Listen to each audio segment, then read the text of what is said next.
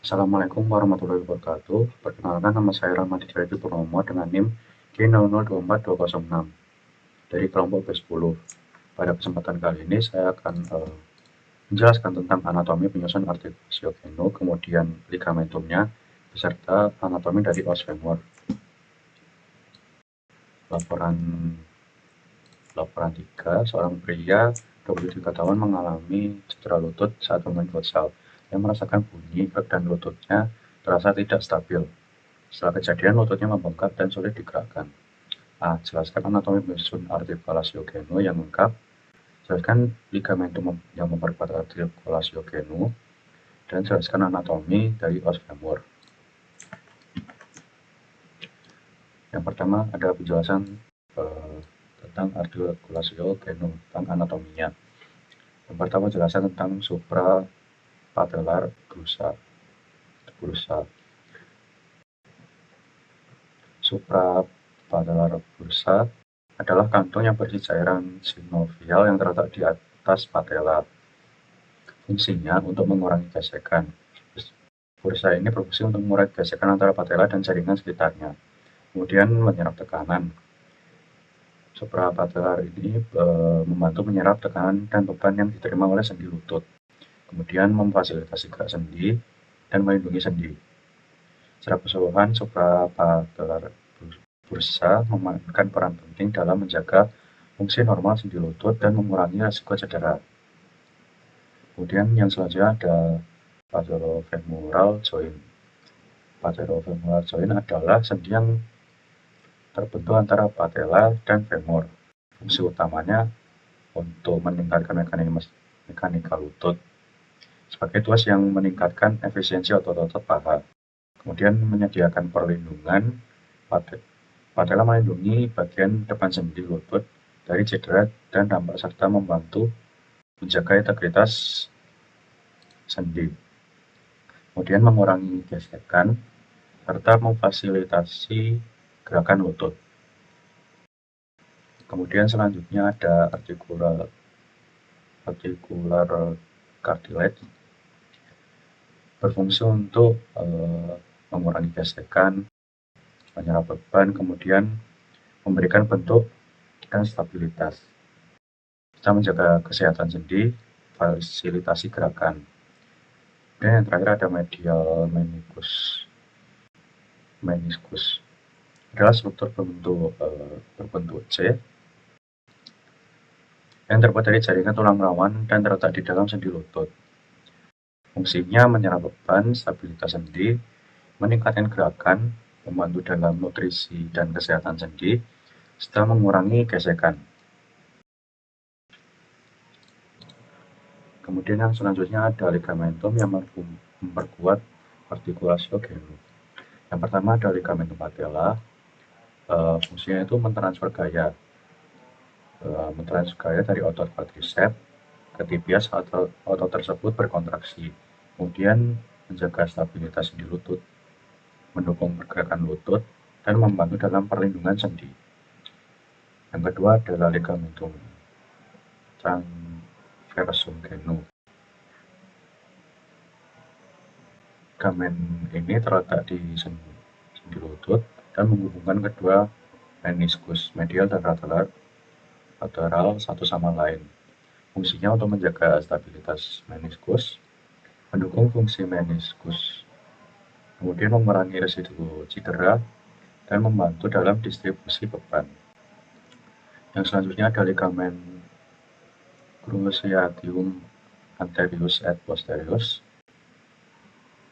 Fungsinya menjaga stabilitas lutut, mencegah rotasi berlebih, mengatur gerakan, mencegah pergerakan tibia ke belakang, mendukung stabilitas saat fleksi, mengontrol rotasi.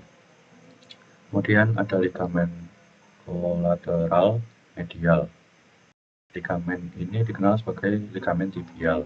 Fungsinya stabilitas sendi lutut, untuk menjaga stabilitas sendi lutut, menjaga keselarasan tulang, kemudian mengurangi risiko cedera, mendukung fungsi gerakan, dan berinteraksi dengan struktur-struktur lain. Dan yang terakhir ada ligamen kolateral lateral. Fungsinya memberikan stabilitas, menjaga keselarasan tulang, melindungi dari cedera, kemudian berinteraksi dengan struktur lain, serta mendukung fungsi gerakan ligamen.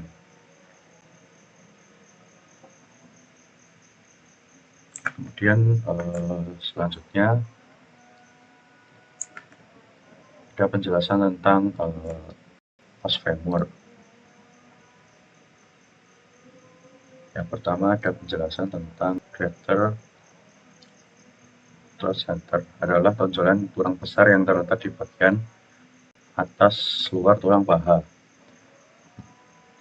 tepatnya di sisi lateral. Ini adalah salah satu dari dua tonjolan utama pada femur dan berfungsi sebagai titik pelekatan bagi beberapa otot penting dalam gerakan panggul dan paha. Beberapa ototnya yaitu gluteus medius, gluteus minimus, dan beberapa otot kecil seperti piriformis. Struktur ini berperan penting dalam stabilisasi panggul dan gerakan seperti abduksi, rotasi internal, dan ekstensi paha. Kemudian yang kedua ada fovea of head, yaitu lekukan kecil yang terdapat di bagian atas kepala tulang paha. Struktur ini merupakan titik perlekatan untuk ligamen kepala femur yang disebut ligamentum teres femoris. Fungsi utamanya adalah untuk menstabilkan kepala femur dalam acetabulum atau rongga panggul pada sendi panggul, membantu dalam menjaga kestabilan sendi serta memungkinkan tentang gerakan yang aman. Kemudian yang ketiga ada trochanteric fossa, adalah lekukan atau cekungan yang berada di bagian dalam tulang, kemudian dilekati oleh berbagai otot kecil yang membantu dalam gerakan rotasi paha, termasuk otot obturator externus, obturator internus, dan otot-otot gemelli. Kemudian selanjutnya ada Nodrian foramen, adalah lubang terdapat di permukaan tulang, memungkinkan pembuluh darah masuk ke dalam tulang. Lubang ini menjadi jalan masuk utama di arteri nutrisi yang berperan penting dalam menyediakan suplai darah dalam tulang, bantu termasuk sumsum tulang dan jaringan tulang kompak di sekitarnya. Kemudian yang selanjutnya ada adductor tubercle, adalah tonjolan tulang kecil yang terletak di bagian atas ujung medial dari tulang paha, tepatnya di atas apicondylus medial. Fungsinya sebagai titik pelekatan utama bagi otot adductor magnus, salah satu otot adductor besar yang berperan dalam mendekatkan paha ke garis tengah tubuh. Kemudian selanjutnya ada medial condyle, adalah tonjolan besar di bagian bawah tulang paha, terdapat pada tulang tibia pada femur. Medial condyle berada di sisi dalam dari ujung distal tulang dan membentuk bagian dari sendi lutut. Fungsi utamanya adalah sebagai permukaan artikulasi dengan tulang tibia. Kemudian yang selanjutnya ada patellar surface. Fungsinya menjadi tempat artikulasi, mengurangi gesekan, dan menyediakan stabilitas. Dan yang terakhir ada intercondylar fossa, adalah lekukan atau cekungan yang terletak di antara medial condyle dan lateral condyle pada bagian distal tulang paha. Cekungan ini menjadi bagian penting dari sendi lutut, berfungsi sebagai ruang untuk mengakomodasi struktur-struktur lain yang berperan dalam fungsi lutut. Fungsi-fungsi utamanya antara lain sebagai tempat perekatan. Fossa ini menjadi tempat perekatan bagi ligamen-ligamen penting seperti ACL ataupun PCL. Kemudian memfasilitasi pergerakan, menstabilkan sendi lutut. Dengan demikian, intercondylar fossa merupakan struktur yang penting untuk fungsi dan stabilitas sendi lutut.